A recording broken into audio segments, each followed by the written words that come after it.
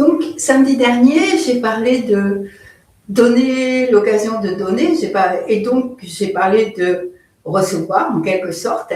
Et je voudrais aujourd'hui, je voulais lire un texte qui est dans un des livres qui a été publié, qui s'appelle Savoir tendre la main.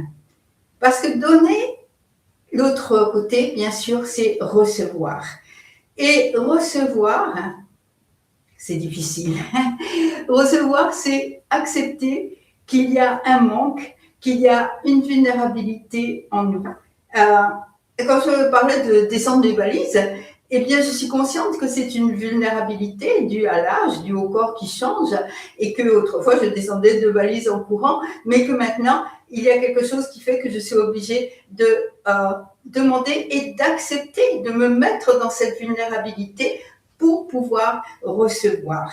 Et accepter de ne pas tout avoir, accepter de ne pas tout pouvoir et accepter de dépendre des autres, eh bien, pour tout le monde, c'est difficile. C'est difficile, sauf lorsque nous comprenons vraiment que notre vie n'est qu'une succession de dons et de partages, que nous dépendons à chaque instant en fait des autres et que nous vivons toute notre vie en interdépendance. Et dans ce mot interdépendance, il y a le mot dépendance, et ça c'est un mot qui est très difficile à entendre pour tout le monde. Donc voilà le texte de ce livre. Alors excusez-moi, je fais une minute de pub au passage.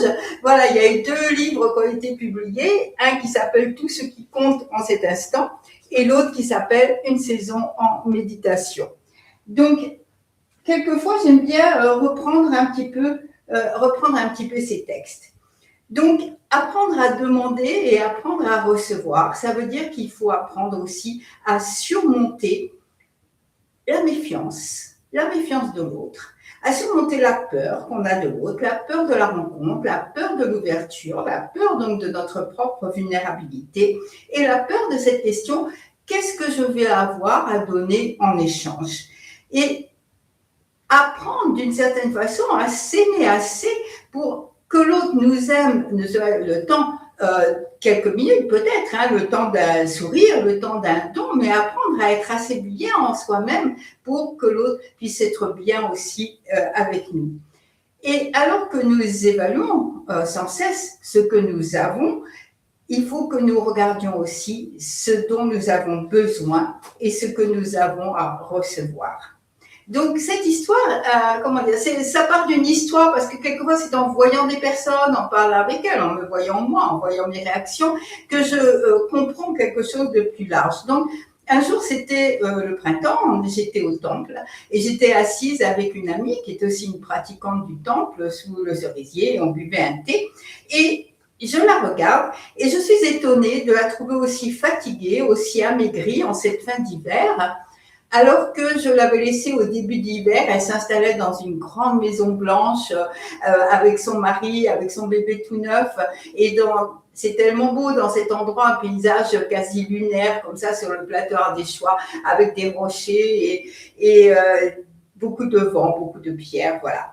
Donc je l'ai vue emménager là-bas, encore toute émerveillée de ce bonheur tout neuf, et elle était pleine de joie et d'énergie. Et en parlant avec elle, petit à petit, je comprends que l'hiver s'est mal passé. Son mari est tombé malade, il n'a pas pu prendre le travail qu'il attendait. Son bébé avait des problèmes, il maigrissait, c'était rien de très grave, mais c'était beaucoup d'inquiétude.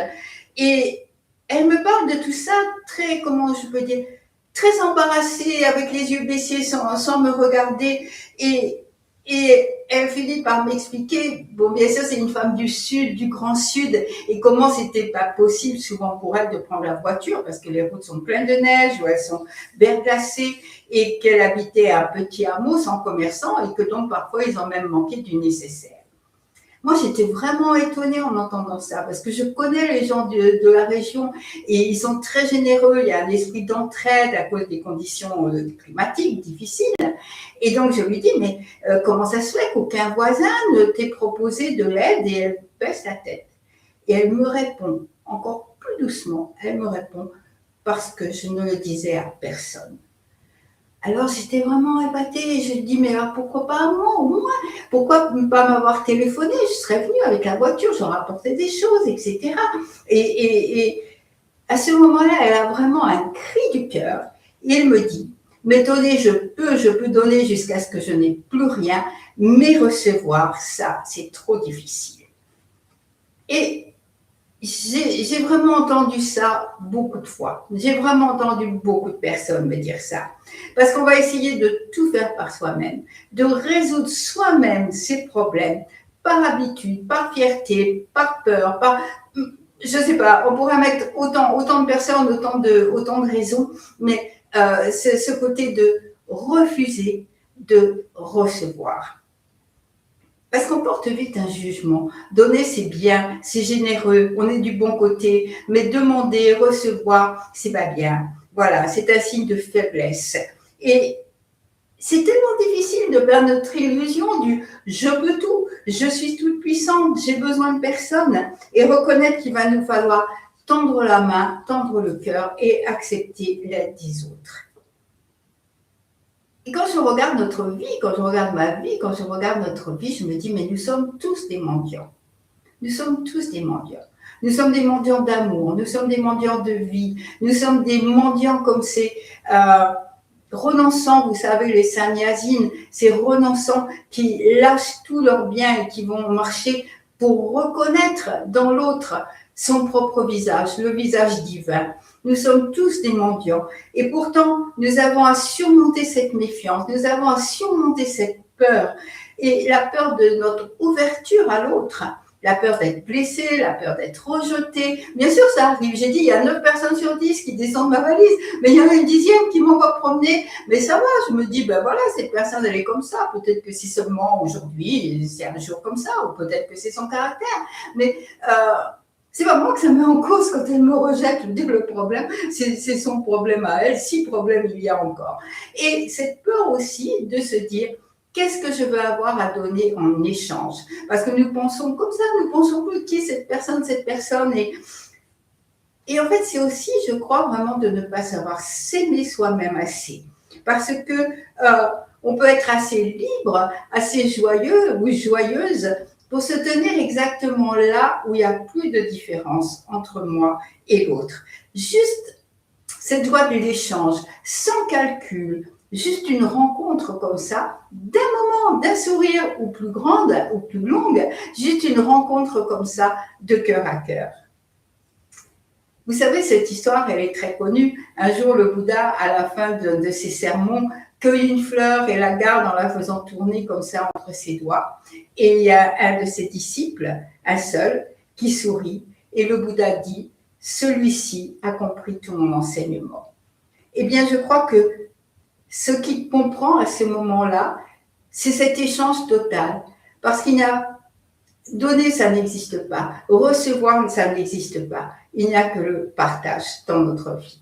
Et ça, c'est la compréhension totale du filet d'Indra dont j'ai parlé l'autre jour, de ces fils qui nous rejoignent, qui nous rassemblent les uns et les autres, et qui font que la vie de chaque personne donne la lumière qui va aller à toutes les autres personnes. Donc, à chaque instant, je donne, à chaque instant, je reçois. Et du coup, les mots donner, recevoir n'ont plus de sens. Il n'y a que le partage et que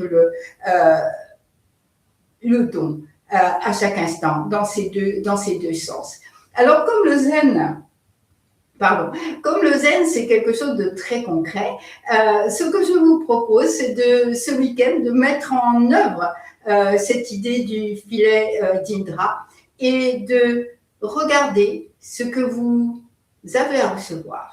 Nous avons tous quelque chose, beaucoup de choses même, à recevoir. Ce que vous avez à recevoir et peut-être de le demander. Ça peut être à une personne proche, ça peut être à des personnes lointaines, ça peut être peu importe. Mais c'est cette chose de regarder ce qui se passe quand on donne l'occasion de donner et quand on accepte sa vulnérabilité humaine et surtout quand on accepte que nous sommes sans cesse dans cette relation de partage.